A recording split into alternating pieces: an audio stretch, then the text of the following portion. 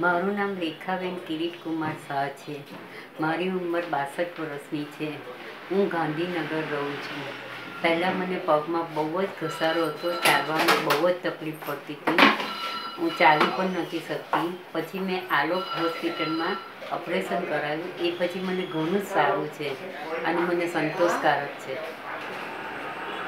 મેં પગની ઘૂંટીનું રિપ્લેસમેન્ટનું ઓપરેશન કરાવ્યું. એ પછી મને ઘણું જ સારું છે અને મને સંતોષકારક છે.